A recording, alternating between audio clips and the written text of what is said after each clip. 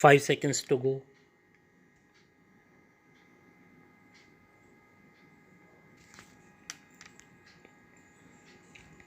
Start.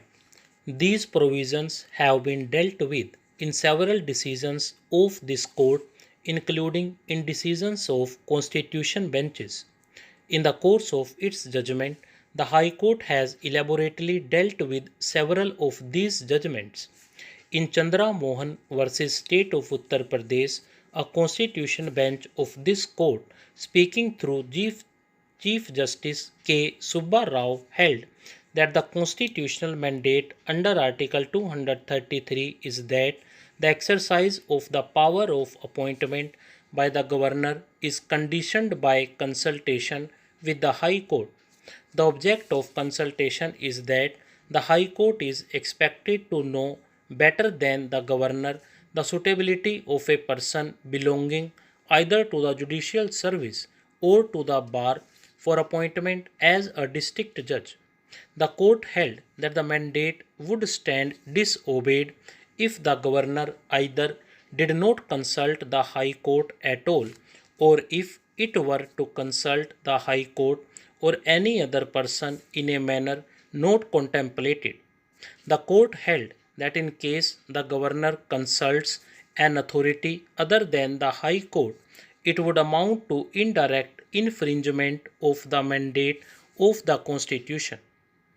In situations where the Constitution sought to provide for more than one consultant, it did so. For example, Articles 124 to 217(1). Impliedly, this court held that the duty of consultation is intertwined with the exercise of power itself, and such power can be exercised only in consultation with the person or persons designated under the relevant provisions of the Constitution. Hence, it was held that if the rules empowered the governor to appoint a person as district judge in consultation with a person or authority other than the High Court, the appointment would not be in accordance with the provisions of Article 233. The court observed as follows: we are assuming for the purpose of these appeals that the governor under Article 233 shall act on the advice of the ministers. So the expression governor used in the judgment means governor acting on the advice of the ministers. The constitutional mandate is clear. The exercise of the power of appointment by the governor is conditioned by his consultation with the High Court, that is to say, he can only appoint a person to the post of district judge in consultation with the High Court. The object of consultation is apparent. The High Court is expected to know better than the governor in regard to the suitability or otherwise of a person belonging either to the judicial service or to the bar to be appointed as a district judge.